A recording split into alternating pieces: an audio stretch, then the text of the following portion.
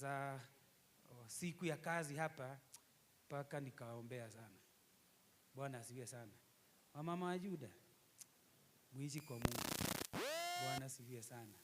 Niliona kila mmoja vile alivyojitolea, ya kwamba wamama wameinua ndoo za koroga, za mchanga, za kokoto, all that.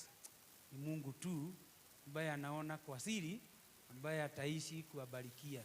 Maana yeye ni mwaminifu, si kama mwanadamu.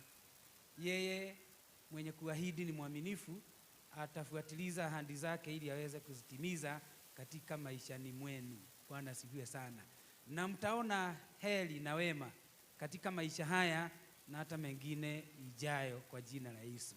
Na kwa hivyo yeyote aliyeshiriki kwa njia yote ile, hata wale waliotuma pesa zao ili tukaweze kufaulu na kufanikiwa, may the Lord God bless each one of us in a mighty way in Jesus name. Bwana asifiwe sana. Tubarikishe zaka zetu, matoleo yetu kwa Mungu, baadaye tuendelee na neno katika jina la Yesu.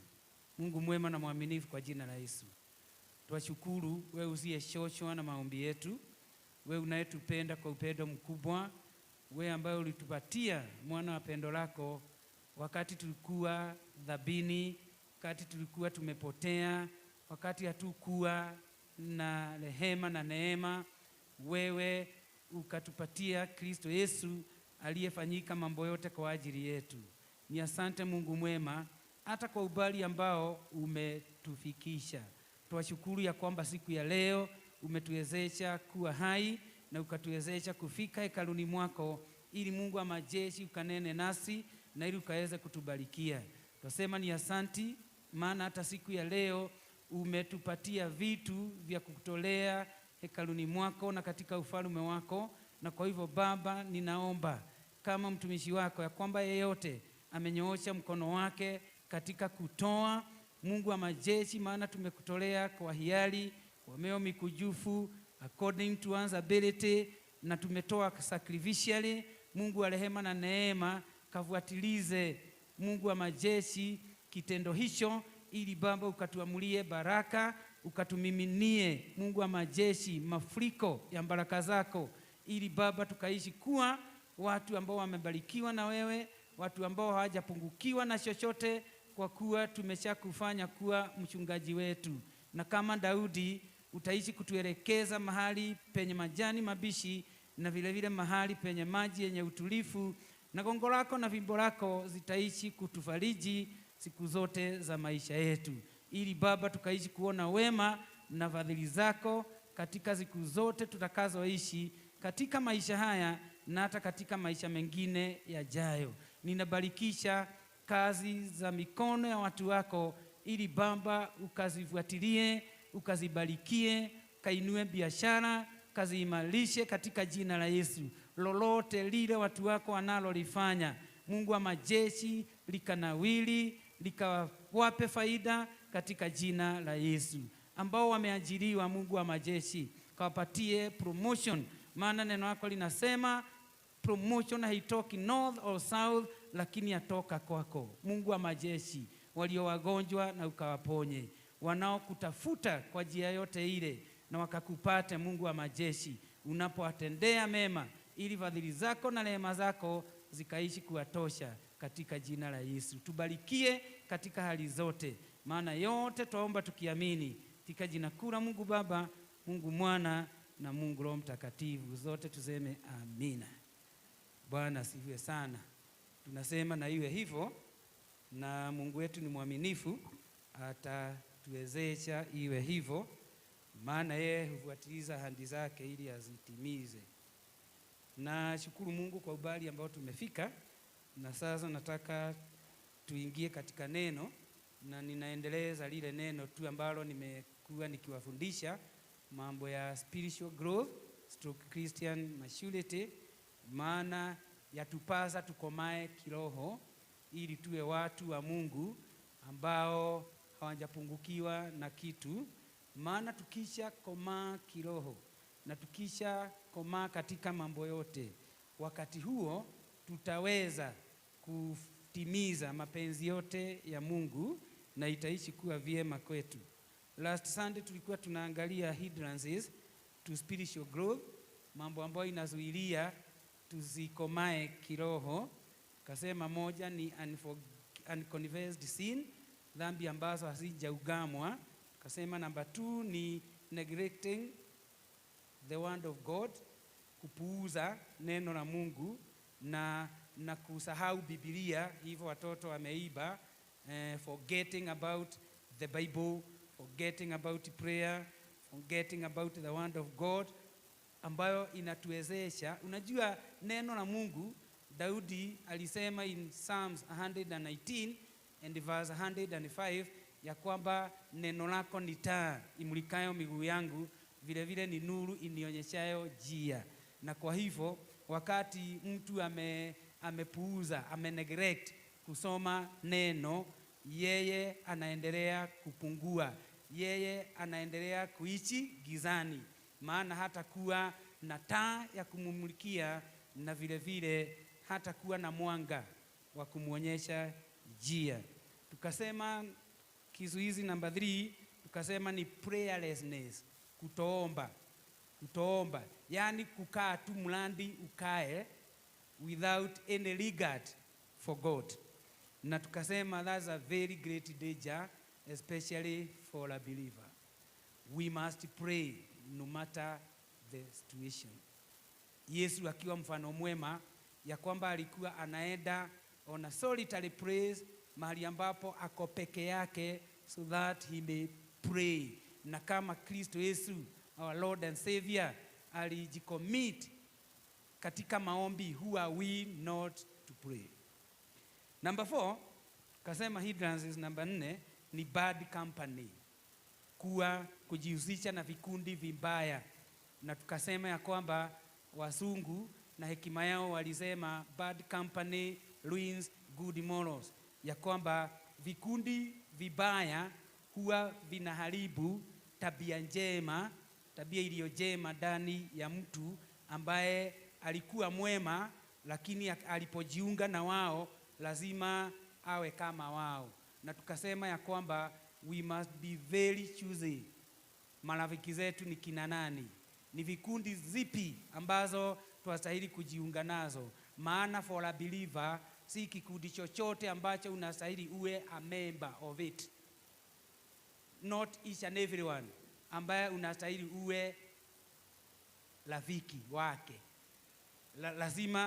Lazima tuwe keen, lazima tuwe vigilant, lazima tujielewe na tuelewe Mungu wetu, tuelewe mapenzi yake ni ipi maishani mwetu, ili tukaweze kuishi chini ya utawala wake, chini ya mapenzi yake, ili kaishi kutuendea vyema katika maisha yetu. Number 5, tukasema kizuizi number 5 tulikiita spiritual laziness, uzembe wa kiroho, sluggardness ya kiroho. Na tukasema ya kwamba ni wakati wetu wa kuinuka, kama vile Mama Samia ametuambia, ili tumfanyie Mungu kazi, because you are called for a purpose. Hakuna mtu aliitwa bure. Hakuna mtu aliokolewa bure ate ili awe member wa kuzikiza. Katika ufalme wa Mungu, each and everyone must be active. Bwana asifiwe sana. Katika kusanyiko la watu wa Mungu, hakustahili kuonekana yeyote aliye dormant, ambaye anasema ya kwamba hakuagi na kazi. Mwimbaji wa wimbo anauliza, niki waheirwo ni Ngai riria wetikirie? Ngimauga ni agima na ti agima, na imelimu ya ngoro irwarite ingi. Angimauga gatia he kiheo, lakini hakuna mtu ameitwa na Mungu na Mungu huyo akakosa kumpatia kalama. Bwana asifiwe sana.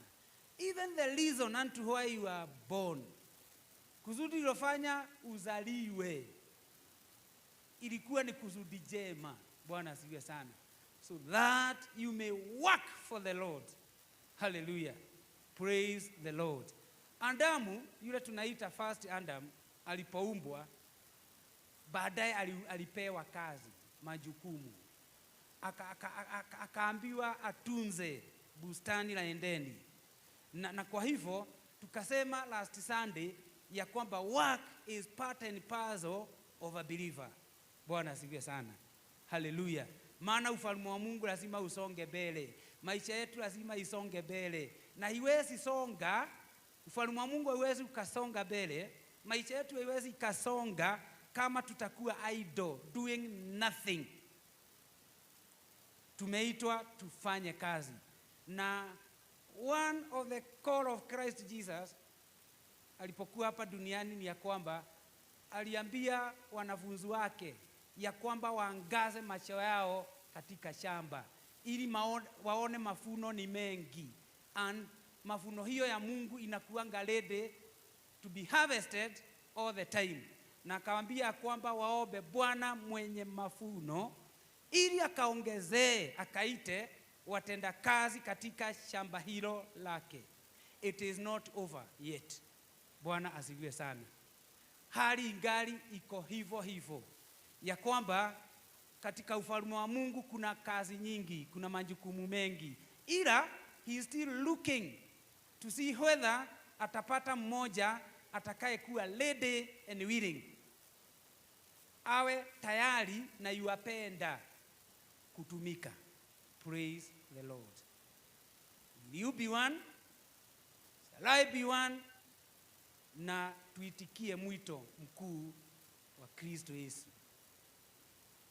That very big calling ya Mungu katika maisha yetu, na to respond to it willingly, cheerfully, na tuwe na desire ya kutumika.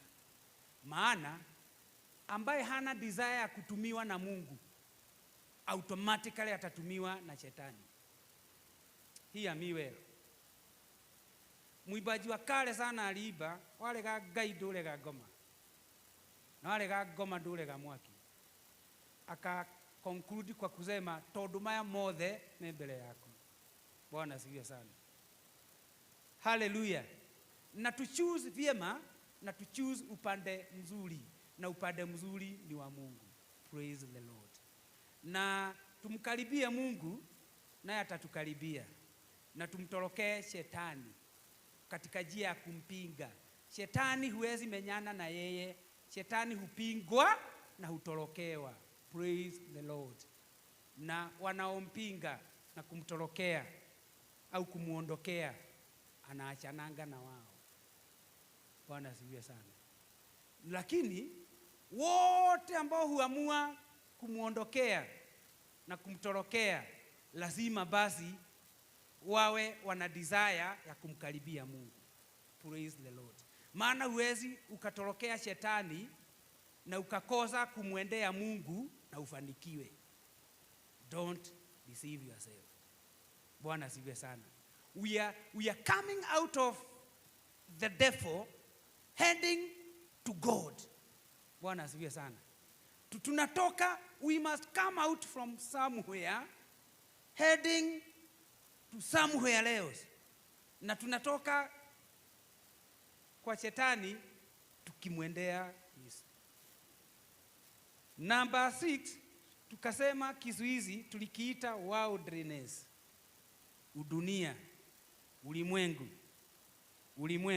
Na there's a time niliwafundisha ya kwamba katika enemies of a believer or enemies of a human being, shetani hata hakuagi namba 1, anakuanga namba 3. Tulisema the enemy number 1, our greatest enemy number 1, yuaitwa our flesh, miili yetu. Bwana asifiwe sana. Worldliness, dunia, ikiwa number 2, ulimwengu. Shetani ni number 3. Hiyo inamaanisha ukishida your flesh and also you conquer the world, kuna wakati hakuna mahali mtapatana na shetani. Bwana asifiwe sana. But failing to conquer the flesh and also the world, shetani mtakuwa naye unyo kwa unyo, hapa kwa hapa, mundu kwa mundu. Maana yeye ni enemy number 3. enemy number 3. Lazima desire, tutamani kushinda miili yetu. Tutamani also kushinda dunia. Because dunia na mambo yote, yani kuipenda dunia ni kuwa na uadui na Mungu. Kuipenda dunia kuwa na uadui na Mungu. Na finally, hivyo ndivyo first letter of John chapter 2 verse 15 to 17 inasema, na tuliona. Finally, tukatamatisha kwa kusema the hindrances number 7 inaitwa pride and self-centeredness. Pride and self-centeredness. Majivuno, maringo. Mtu kuongea his or her achievement, kile anafanya na kile alicho nacho, ndizo tulisikia katika maandiko. Katika James chapter 1 verse 2 to 4. Ate mtu kujifunia kile ambacho hufanya na kile alicho nacho, hiyo ni maringo, na hiyo ni kuwa na ubinafsi, self-centeredness. I, me, myself. Na nikawapatia illustration ya kombe na ndege. Ya kwamba kobe alisema jina lake ni all of you. Na kwa hivyo walipoletewa chakula, walipoletewa chochote kile, alikuwa anauliza kwanza. Hata hakuacha wengine waongee mbele. Yeye ndiye alikuwa anaongea mbele, anauliza whose food is this? Anaambiwa it is for all of you. Anasema mumesikia.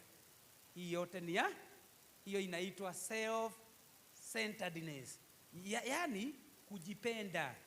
I, me, myself. Sijali mwingine. I don't care about the other.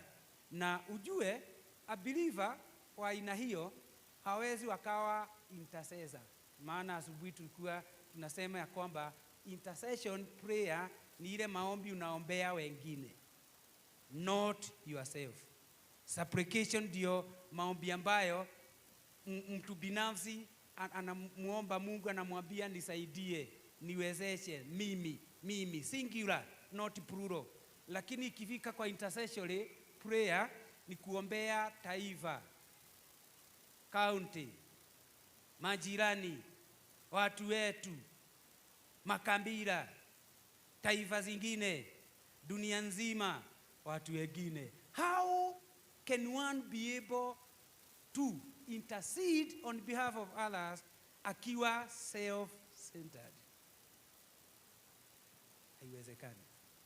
Haiwezekani. The book of Philippians chapter number 2 inatuambia ya kwamba we are supposed to live a kind of a life whereby we value others, we count others as better than ourselves, than we are. Bwana asifiwe sana. Ya kwamba tunaweza pea huyo mwingine nafasi ya kwanza, sisi tufuate. Kama hatutakuwa na hiyo kujipenda ambao kwa kumezuilia wengi kutobarikiwa. Si Mungu atusaidie. Today nataka tuangalie kidogo, nitamaliza by saa 7. Tuangalie tools God uses to grow believers.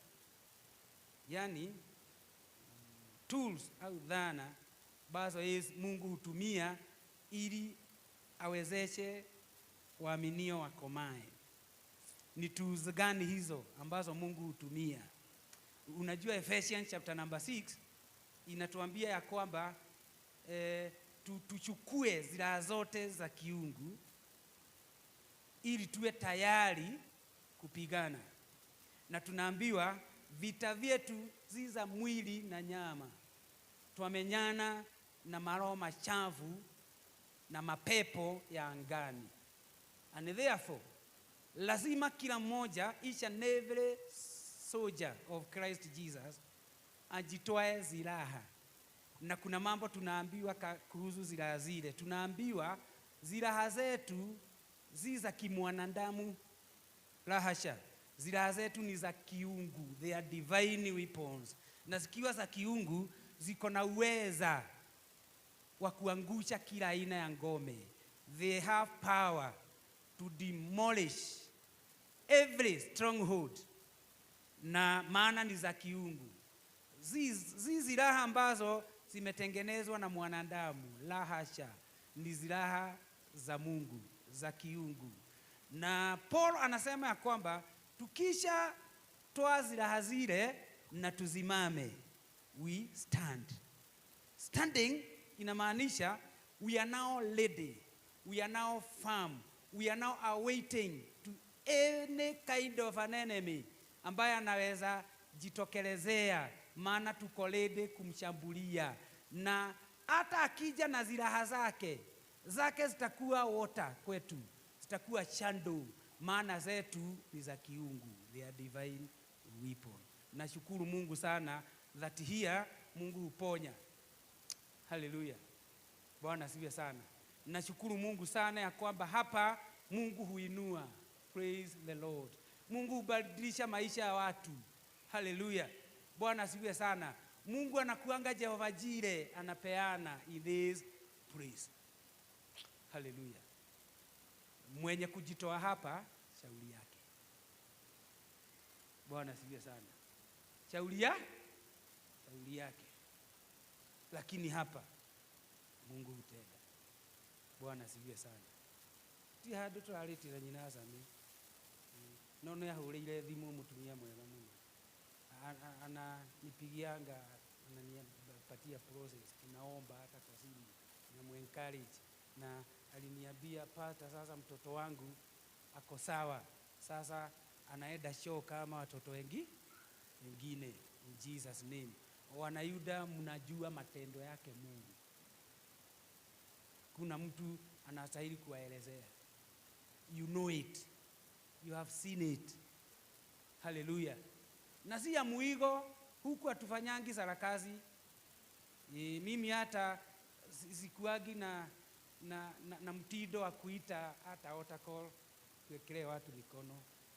I believe in a very mighty God. Bwana asifiwe sana. A God who is able to do exceedingly abundantly, hata kuliko vile tunavyowaza, kupitia nguvu zake nyingi ambazo huwa zinafanya kazi ndani yetu. Bwana asifiwe sana. Hallelujah. Wote wamwendeawe Mungu lazima waamini yupo.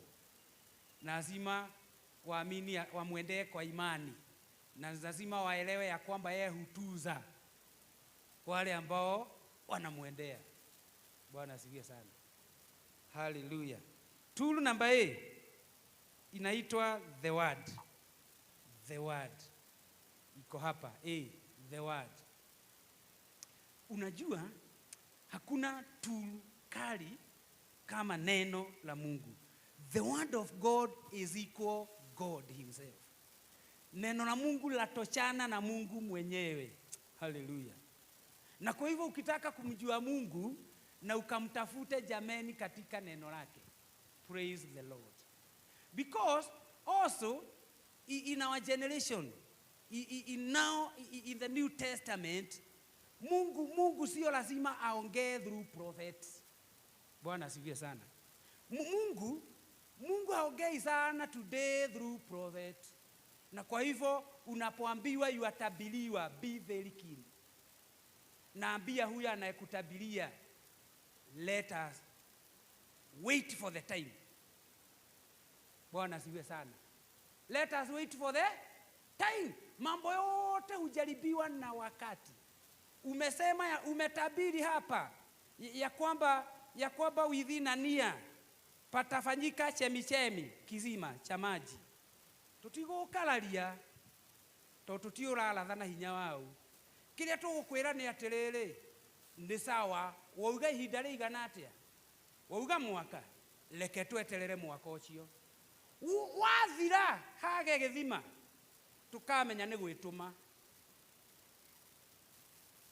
Kuna Mungu unatumikia au alikuambia hivyo.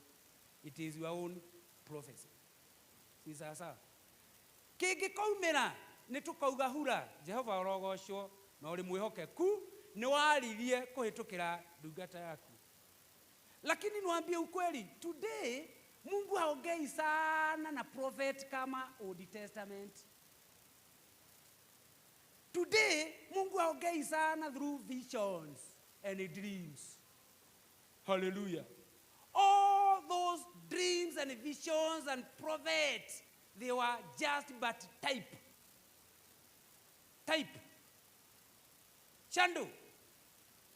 Type ambayo ilikuwa inatazamia ina point antitype ambayo yaitwa Yesu. Bwana asifiwe sana. Today Mungu yuanena kuhusu neno lake, that is one. Number 2, God speak through his son. Bwana asifiwe sana. Through his word and through his son. Maana hatustahili, haiwezekani tuwe in the new covenant na tuendelee kuishi kana kwamba we still live in the old covenant. Maana hiyo iliondolewa completely. Ilizeeka, and the Bible in Hebrews chapter 8 inatuambia kwamba that what is growing old is about to vanish. Na kwa hivyo tuzindanganywe ya kwamba tuishi in the New Testament as if we are under the law. Na nirudie tena, in the New Testament sisemi Mungu hawezi nena na prophet, ni Mungu. But very rarely, very rarely. Sisemi Mungu hawezi patiana vision, lakini we cannot, all what we are not supposed to do ni kuchika hizo vision, kumfanya Mungu kana kwamba he can only talk through vision and dreams. Tuzindanganyike. In the New Testament Mungu hunena kupitia mwanawe. Ndiye anaitwa antitype. The fulfillment of every Old Testament type. Munanishika? Hallelujah. Christ Jesus is the reality, the fulfillment of all Old Testament type. Zilikuwa zanena mambo mawili hizo type. Zilikuwa zanasema not able and not yet. They were looking forward to yule atakaye zikamilisha. The little picture now, they were shadow and a copy. Zilikuwa vivuli. Zilikuwa zina point yule aliye reality. Maana kuna tofauti ya kivuli cha maua haya na maua haya yenyewe in reality. Si sawa? Na reality akisha ingia, lazima kwa vyovyote vile kivuli kitoweke, maana hakina maana tena. It is of no use. Na nimeishi kuambia kama for 10 good years ambao tuna muongo mzima wa Yuda, kama siku ya tarehe 2 August, kama mumeishi kuona kivuli changu, Bwana asifiwe sana, for the 10 good years, lakini tarehe 2 iwe mtaniona jinsi nilivyo. Sasa kivuli changu kiko na maana gani kwenu tena? Hallelujah. Na umeshapata the real thing, the real person, the real commodity. Tukasema types in the Old Testament zilikuwa people, event, institution and the objects. Na nikawaambia sometime back nikiwafundisha mambo ya typology ya kwamba the most emphasized type in the Old Testament inaitwa tabernacle. Ile hema ya makutano ilikuwa na mambo mengi sana, iliyokuwa mifano. Hata dhabihu ambazo zilikuwa zinatolewa kwa kuhani mkuu na makuhani, they were all type looking forward to the reality ambayo inaitwa antitype, Christ Jesus. Bwana asifiwe sana. Hallelujah. Mundu wa Juda angehenio,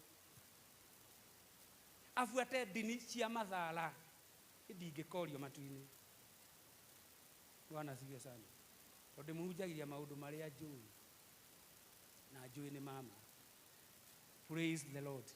Na ndirĩ mũndũ mũhũthũ amaliza cha the word of God. Kĩmuonaga ngĩthoma wa ndĩ mũkũrũ each and every year. Each and every year. Each and every year. Na njuge atĩrĩrĩ, kĩrĩkanĩro-inĩ kĩerũ Ngai aragia kũhĩtũkĩra mũrũwe Jesu na kũhĩtũkĩra kiugo gĩake. Bwana asifiwe sana. Warathĩrwo rĩ, search the word like Bereans. Bao tulisema Acts chapter number 17 verse 11 ya kwamba watu wa Berea walikuwa watu speciali. They were very noble. Hawakuwa kama watu wa Thessalonica because uspeciali wao ulikuwa katika jambo hili. Walipofundishwa kanisani, waliporudi nyumbani, walichambua maandiko ili waone kama vile walivyoambiwa ni kweli au walidanganywa. Praise the Lord. Each and every believer anastahili kuwa a researcher also. Praise the Lord. The word. Neno la Mungu linafanya mambo matatu, very important. Linafanya mambo mengi lakini nikupe matatu baadhi yake hayo mengi. The word of God teaches. Neno la Mungu hufundisha. The word of God is a great teacher. Number B, the word of God collects. It collects. Linaelekeza mtu not to go astray, asipotee, linamcorrect. Wale ambao wameenda astray linawarudisha to the way ambao wanastahili kuwa. The word of God collects. And finally, number C, the word of God also trains. Neno la Mungu hufundisha. Muimbaji wa kale sana wa Kikuyu aliimba, jelagana alata akwa makagushereria meya-inĩ ndacera na ibuku rĩa Ngai likanyũmĩrĩria. Bwana asifiwe sana. The word of God trains, hufundisha. Na hakuna mtu anaweza keti chini ya this great teacher, huyu mwalimu chupavu kuchida Gamaliel ambaye yuaitwa neno la Mungu na akose kuwa well trained. Bwana asifiwe sana. Hallelujah. Unajua mtu akijiita msomi kuna chunguzwa mwalimu wake ni kina nani. Si sawa sawa?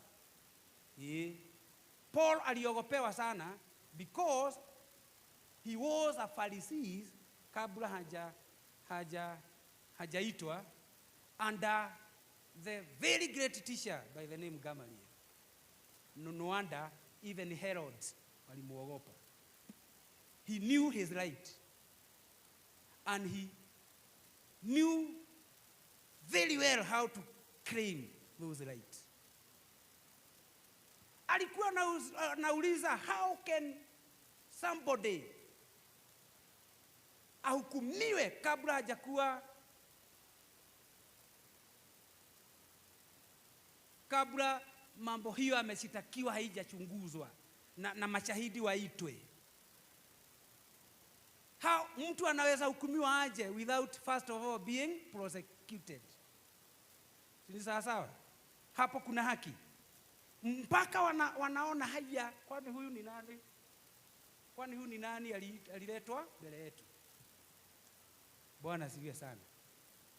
Utaenda kusoma 2 Timothy 3:16 namba, kwa nimebakia dakika 3.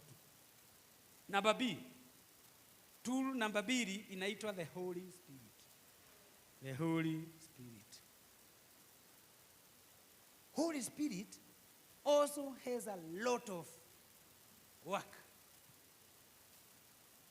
to a believer.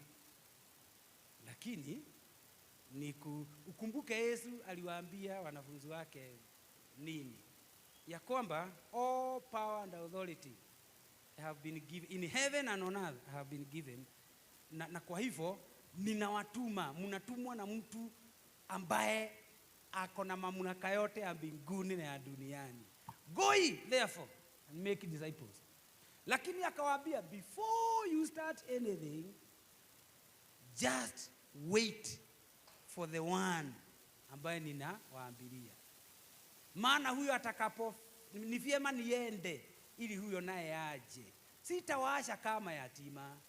Ni vyema niende, maana kazi yangu nimeimaliza msalabani na nikatangaza it is over. Ya sasa niko ready to ascend in heaven. Lakini msisononeke, siwaachi kama yatima, nitawaachia msaidizi. Nikishaondoka yeye atashuka. Mimi nimekaa nanyi na mmekuwa mkiniona ana kwa ana. Lakini huyo atakapokuja ataishi ndani yenu. Praise the Lord. Ataishi ndani yenu na atawaelekeza katika ukweli wote wa neno. The God the Holy Spirit ndiye our tool number 2 ambayo, na nimesema tumeweka the word number 1 because the word of God is equal God himself. Si sasa? The number 2, tool number 2, God the Holy Spirit, kazi yake ni kupatia tu maneno mawili. He empowers. Anawezesha. Ana prepare, ana motivate. Anawezesha mambo yote itendeke. Example nzuri ni John chapter number 3. Peter and John kielekea hekaluni. Walipofika katika beautiful gate, wakakuta mlemavu aliyeishi hapo on that beautiful gate akitegea wale wanaingia hekaluni na kutoka ili wamrushie mapeni. Na this particular day kukafanyika mambo ya ajabu. Alipoomba John and Peter senti, wakamwambia, gold and silver we have none, but that what we have ndicho tutakupatia. Hawakuwa self-centeredness. Bwana asifiwe sana. They were ready to offer that what they have already been given. Bwana asifiwe sana. Shida ya wanadamu ni ya kwamba hata karama ya Mungu wanalinga nayo. Wanalinga nayo. Mtu amepewa karama ya uponyaji, word of knowledge, lakini anakaa kana kwamba yuatisha nayo. Nikupewa amepewa. I thank God for Prophet Elisha. Prophet Elisha hata hakutoka aone Naamani ni mrefu. Huu ni jemedali wa aina gani aliyekuwa ameogopeshwa dunia nzima. He didn't care whether ni mweusi au ni mweupe. Alisema aende, enda mwambie. Hakutoka hata kwa ofisi. Alisema enda umwambie aende ajirushe mto Yordani mara 7. Ngozi yake itakuwa kama ya mtoto mchanga. He was not self-centered. Bwana asifiwe sana. Na hakuna read the Bible properly. 2 Kings. Hakuna mahali Elisha alionana na Naaman. Amutumagira Gehazi. Ginya rita ria keri ria tekerire guka athaithwo gwithamba Jorodani. Athire kwirwo ni Gehazi kuri iheo kureheirwo ni Naamani, gatani, dhahabu, mane akiuga care very little about it. Mwire ndingedia kiheo kia Ngai. Mwire acoke na cio Dameski. Gehazi ri arutire muhare hau. Ntoa muhare hapo. Akiuga Ngai kaigoragwo ada mundu mukigu atia. Yani gold ici ni na ni kurehetwo na ni mane irutirwo Syria cioka guku. Riu njetikiria thie akihenia Naamani.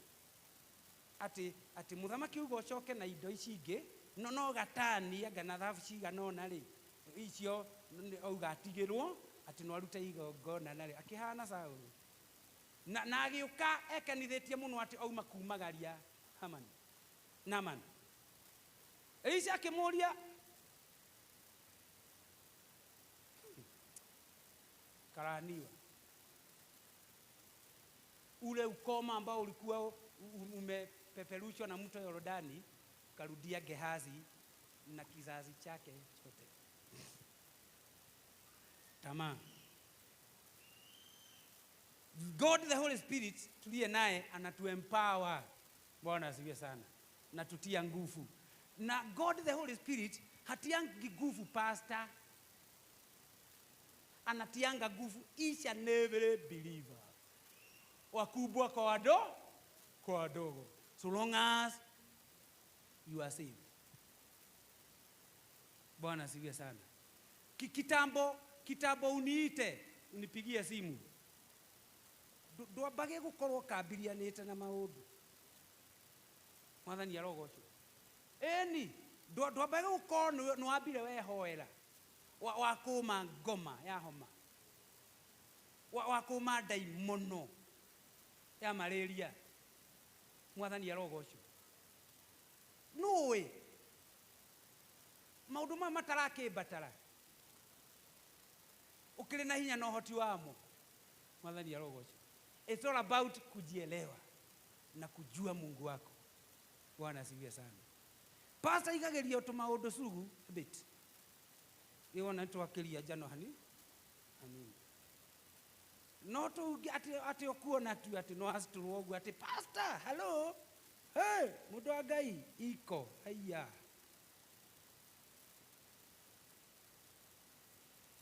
Etio njiraga hauma njagathi. Ikundicaga no ndamiuraga. Hurira thimu miuragite. Mwathani arogocwo. Tago roho wa Daudi. Wa gwitikia Ngai wake. We oroka kuri nie na itimu ria mwenjerere na ngo no nie ndiroka kuri na gutira makania kana uranjita ngui. Ino leta ngui ri iroka kuri we na hinya wa Jehova Mungu wa iguru. No njage itimu ria kono rage kuoneka na ngire mukegua kiwango kiu kiorimo wa ina hiyo nie njukite kuri na kigutha atumahiga. No kirio urarigwo ni ati tumahiga tutu tutano ona ndihuthira tuothe tondu twina hinya wa Roho Mutheru. Nguhuthira kamwe gukumina. Oka tunari hifathi Mwathani ani hifathire twagukoraga Goliathu angi aria me thutha waku.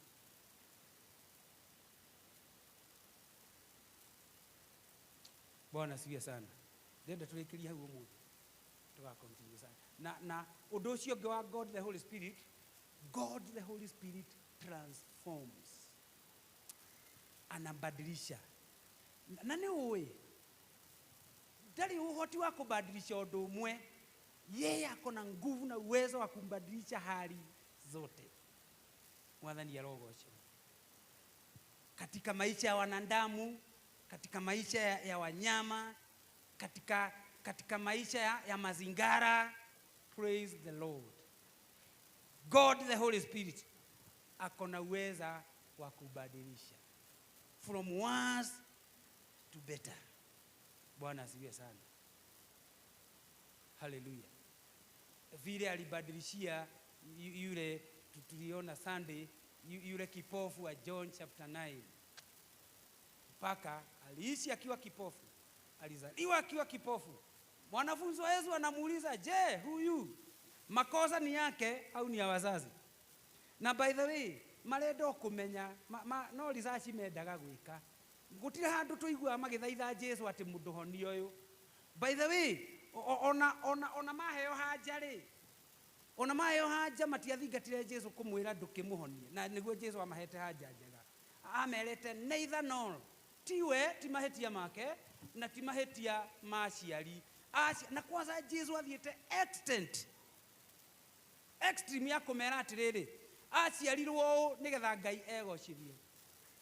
No gutire mundu wathingatire Jesu atiriri ndumuhonie Ngai ndegocithie nake umuthi. Bwana asifiwe sana. Matiari na shughuli nake no Ngai ni Ngai. Jesu ni mwega ni aritha ni agandå arä oru akamatuega na ndångä encounter Jesu agutige uhana å rä a å kå hanaga. Mwathani arogocwo. Wacemania na hinya wa Ngai no mũhaka ũgarũrũke. Gũtirĩ mũndũ hakuna individual hata mmoja in the Bible ali-encounter Christ Jesus akabakia vile alivyokuwa tena, au Yesu akajifanya hamuoni, hamuelewi, hajui shida zake, akampita kama high priest or Levite. Na no matie kile ũru biblically. Tataru in the Old Testament priest tiga kuhutia keiba ginya ndare suppose gukirora. Bwana asifiwe sana.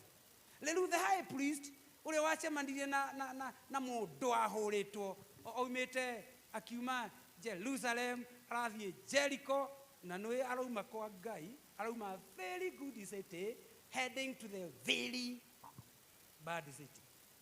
Kĩrĩa nginya ũcemanie na akora. No hĩndĩ ĩrĩa ũrauma Jericho heading to Jerusalem, it shall be well with you. Oumaga kwa Ngai gĩikũrũka kwa ngoma ta Samson. Samson yumire kwao gĩikũrũka Gaza kwa Filisti kagĩre Delila na ageria kugĩrĩrio nĩ aciari ndaiguire, no Delila ũcio nĩ wamũkonyithirie maitho. Ndio nĩ amenyire ti mũrata, ndio nĩ ruga he wish he knew kabange aiguire aciari tutigane na icio. Ũcio priest wamuonire ndũĩ, the Bible says mũndũ ũcio ahũrirwo nĩ mĩitũ agĩtigwo ta akuĩte. Ũguo priest amwona rĩa mbere ũguo eciririe ũyũ arĩkĩirio tene, na tondũ watho ugaga ona ndakarore kĩimba yakujari. Tũgĩthomithia theology tũroraga maũndũ maingĩ mũno, tũtiroraga ũrĩa tũhunjagia na tũire kũhunjĩtio. Priest ũcio ndarĩ na mahĩtia tondũ ndarĩ suppose nginya kũrora kĩimba, na meciria make mamwĩrire mũndũ ũcio ndarenyagunyia nĩ mũkuũ. No nĩ ũĩ arĩkia kũhĩtũkĩra ningĩ Mũlawi na mũndũ ũyũ ahũrĩtwo rĩ, he was a Jew, arĩ Mũyahudi. No mũndũ ũrĩa ũrĩũka kũmũteithia rĩ etagwo Samaritan, thũ yao andũ mataranagĩria. Mwathani arogocwo tondũ ndarĩ self-centered. Haiya kimũteithia turuga atĩrĩrĩ, God the Holy Spirit transforms. Ni agarũraga. Mũtumumu wa John 9 ahonio, ona kwerwo ahonio nĩ mũndũ mwaganu ta kũrĩ ndaimono ĩngĩhonania, ta kũrĩ Shaitani ũngĩka wega tiga gwĩka ũru.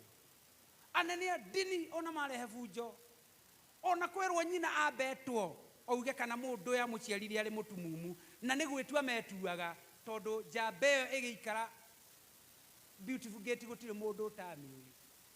Tarĩu ona Nanyuki ĩno rĩ, mũgũrũki ũikarĩte gũkũ mĩaka ta 30 gũtakĩrĩ mũndũ ũtamũĩ. Ni kweli? Ũreciria matiamũĩ? Ĩtokũrehe bunjo nĩgetha ũtigatuĩke nĩ hinya Ngai wahonania o ũrĩa kũrathiĩ matukũ-inĩ maitũ. Ũmũthĩ ndũhũthĩrwo nĩ Ngai wone ũrĩa ũkũripotwo nĩ andũ a magathĩti na TV. Maugaga mtu mmoja anayejiita evangelist, they cannot call you direct an evangelist, a man of God, a woman of God, somebody who is used by God in a mighty way. Maugaga somebody who claim to. Gĩo mĩaka ya 90 rĩrĩa Ngai aringa ciama nĩgetha andũ mahonoke kĩmumu kwa wĩingĩ, kwa ripotagwo o ũru. Nginya Reinhard Bonnke kuma Germany maugaga the one who claimed to be a televangelist. Bill Graham otaguo, T.L. Osborne otaguo, Carl Havestam otaguo. Mari aingĩ takĩ Ngai anareherwo. Andũ mariganĩirwo nĩ Carl Havestam na okĩte ndege nĩyo yahurunjaga brochure cia Crusade Yard Stadium. Titene mũno mĩaka 20 something. I think ni 2002. Makaratathi macio kwanza maginyagira ngiheana ririvu na kuria gwitagwo Gratoni tumaratathi tunganagio uguo turehetwo ni ruhuro twa gutangatha Injili stadium. God the Holy Spirit transforms.